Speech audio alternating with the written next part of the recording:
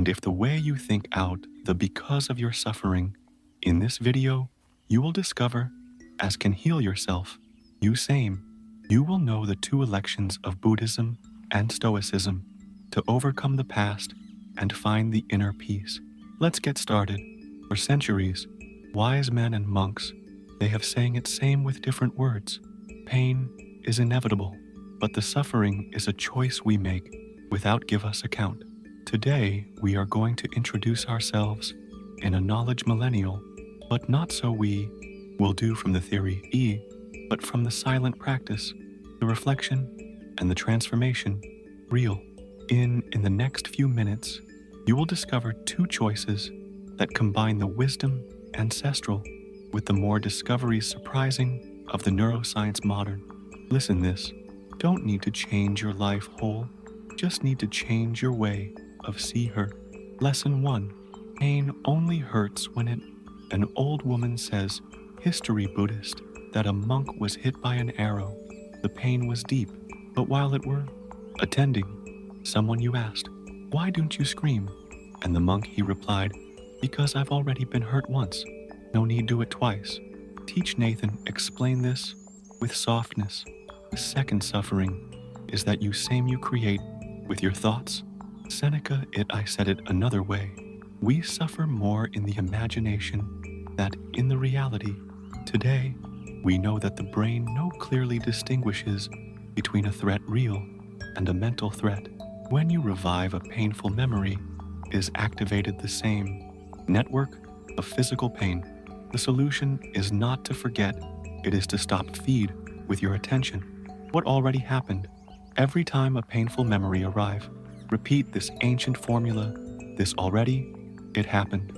It only hurts when I hold it and let it go, like someone leaves, fall a stone into the river. Lesson 2. Complaining takes away your power. There is a silent poison that destroys our inner peace. It is called the complaint constant. Marcus Aurelius wrote, everything you hear, complain in your interior, is nothing more than the echo of an ego that still believes he deserves everything. And Buddha taught that the unsatisfied desire is one of the roots of the suffering. The complaint is born when the reality does not fit with what we desire. Studies by Marian Rojas Estape show that complaining liberates cortisol, the hormone stress, and trains the brain to look for more things negative, such as a malfunctioning smoke detector calibrated that sounds even if there is not fire. During a full day, try this. Every time you're about to complain, stop, breathe, and be thankful. It opposite. If you go in traffic, be grateful for having where to go. If it hurts you body, be grateful that you can feel. It may seem simple to you, but you will notice something. Your brain begins to focus in what does work, and there begin the healing. Lesson 3. You are not your emotions.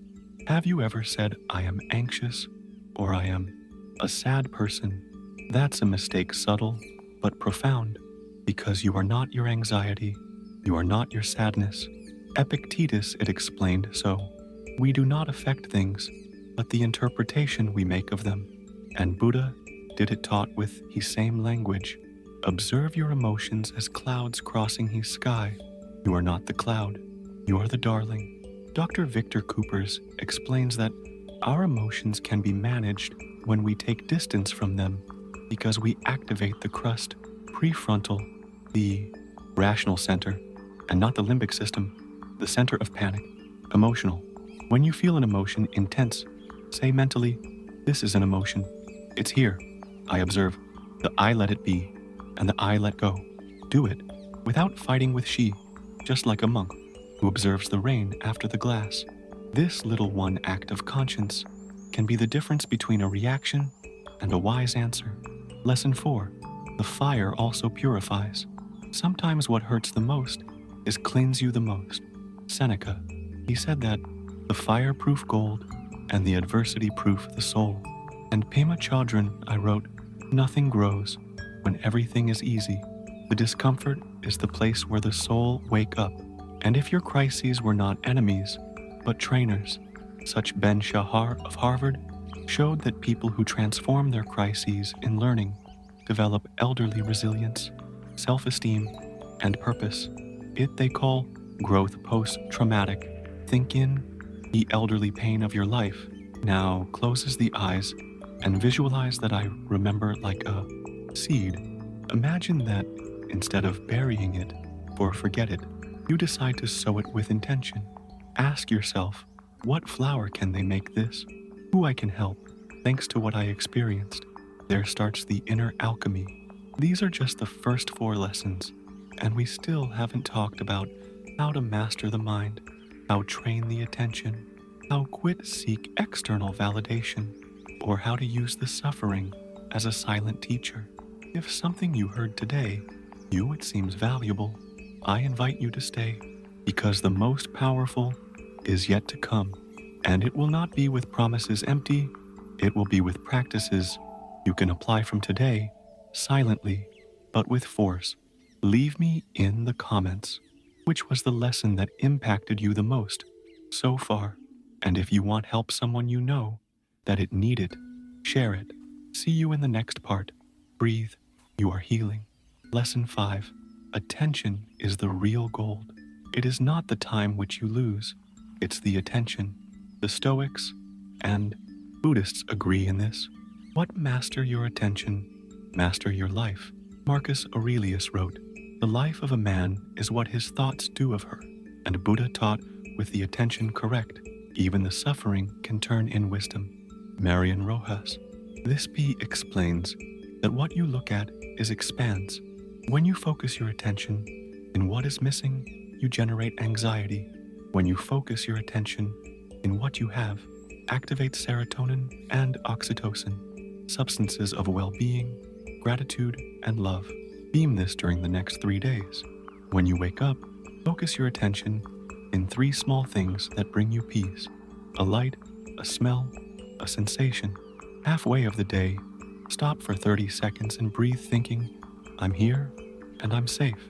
Before going to sleep, write in your mind it better that you lived, even if it is minimal. No, it's magic, it's neuroscience. But the wise meant it, they knew for a long time, centuries. Lesson 6. You can't control what comes, but yes as it you receive. Epictetus, it said, with clarity, "It is not in our power what happens. What is in our power is how we face it." And the Dalai Lama expressed with compassion, "When you lose something, no, you lose the lesson." Sometimes we believe that to be at peace is to avoid chaos. However, the true peace is how you hold when arrives the storm. From the neuroscience, Nassim Taleb speaks of the anti-fragility. Not only resist the unexpected, but benefit from it. Grow thanks to the hit. Transform with the impact. When you face a situation tense, imagine this. You are inside a marble dome, white. You listen. The noise outside, the words, the complaints, the judgments, but you stand firm. You're in. Nothing gets in unless you allow it. This exercise practiced in silence generates emotional stability unbreakable. It is the invisible shield of the sage. Lesson: if no one owes you anything, this is it, one of the hardest and most liberating. Buddha taught that the desire of approval, recognition, or justice external chains the soul, and Epictetus it explained so. Wait for the world treats you fairly just because you are. It's like expecting a lion. No attack you because you're a vegetarian. Common emotional trap is believing that you deserve something for your effort, or your kindness, or your suffering. But life is not a market of prizes. Life simply is. According to Taliban studies, Shahar, who practice radical acceptance, live with less frustration and more fulfillment, because don't wear yourself out waiting for something that might happen, maybe never arrive. To exercise ancestral emotional detachment. Nightly repeats mentally, nobody owes love, nobody owes me gratitude, nobody he owes me nothing. What I receive is a gift, not right. This practice does not make you cold, it makes you free. And when you become free, surprisingly arrives more love. Lesson 8. What you criticize outside is what you have not healed inside. Listen good. This, every time something irritates you deeply, you're not seeing the other, you're looking at yourself. Marcus Aurelius wrote in their Meditations, what you see as a defect probably also inhabits in you. And Buddha said, hatred never ceases. With more hate, stop with comprehension. From the neuroscience, Borja Vila, sake it up like this. Everything you haven't accepted from you, you project in the others. Do this exercise introspective inner mirror. Do a mental list now. Who irritates you? Who bothers you? Who angers or disappoints you? Now ask yourself in all honesty, what part of me also has that? In that, at what point in my life was I the same? What am I doing? It still hurts me that I am seeing in them. This exercise is not done for justify it foreign, but to illuminate it own. And who lights up inside, stop turning off the light others. Already we carry 8 lessons, and if you have arrived here, it is not because chance. There is something inside you that is awakening, something that knows that already it's time to heal, to stop blaming, to let go old and huggable life, such how is. If this has made to think, feel, or remember, stay with me. What follows? It is the deeper, but for now only breathe and feel. Lesson number 1. Stop seeking validation. External.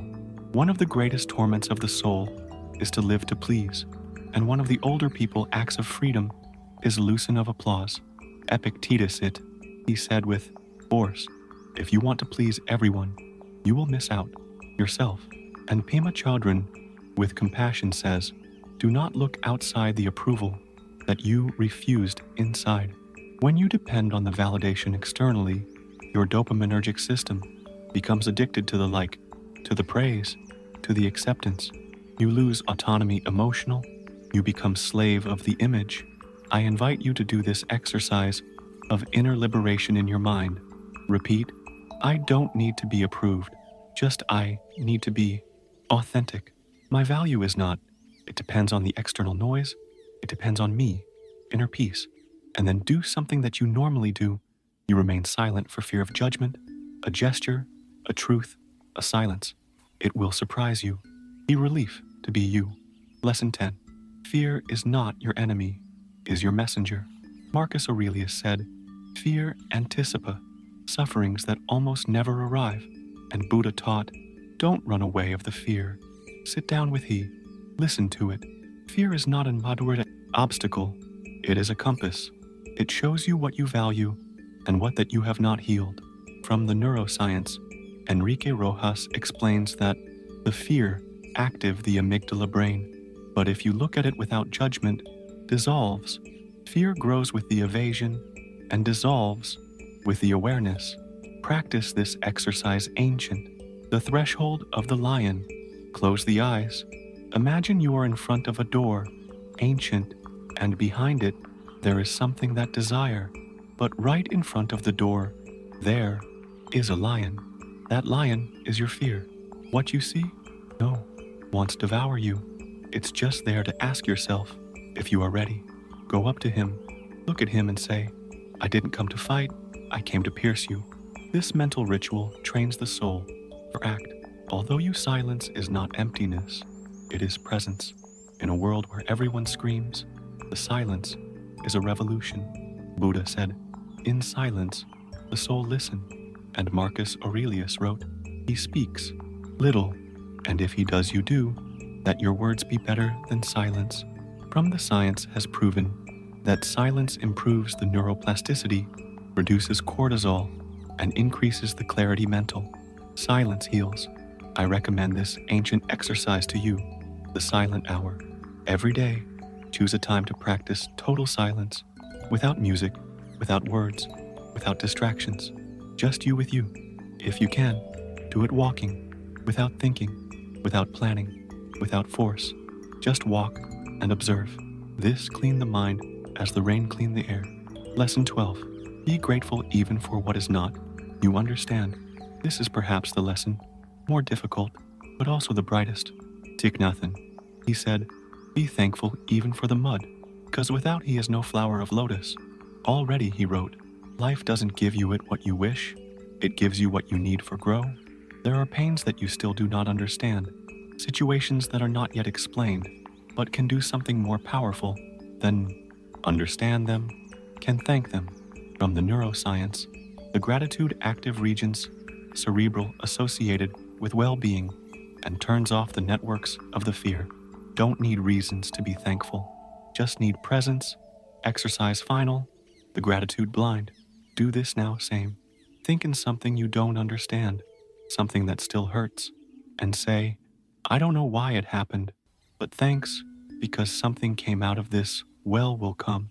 Although not you see, even if you do not you create still, that thanks it's a key, and with he time opens any door.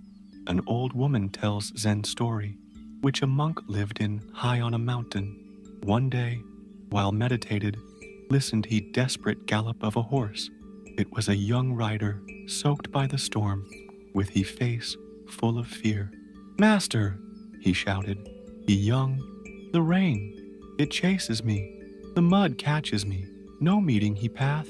The monk approached, unhurriedly, and with a voice soft him, he said, You think it's the storm is what worries you, but it is not the rain, it's your hurry, it's not the mud, it's your fight against him. It's not that you don't see he way, is that not you, except that today it's just not visible. Then you offered a cup of tea hot, and added, When not you know that do, stop galloping, and listen what silence wants tell you. Have you reached the end of this journey, but not at the end of your healing? Today, you get 12 keys, 12 new ways to see what you didn't see before it hurt. And if any of this touched you, it was not my voice, was your soul remembering what it already I knew. Breathe. From now on and forward, every time the past won't catch you, every time anxiety squeezes you, the chest, every time. If you feel like you can't take it anymore, remember this. You're not broken, you're in reconstruction, and you're not alone. You're coming home. If this video accompanied, leaves a comment, share it with who it need, and comes back when forget it. Here I will be. Thanks for walking with me. Thank you for healing with you. Namaste.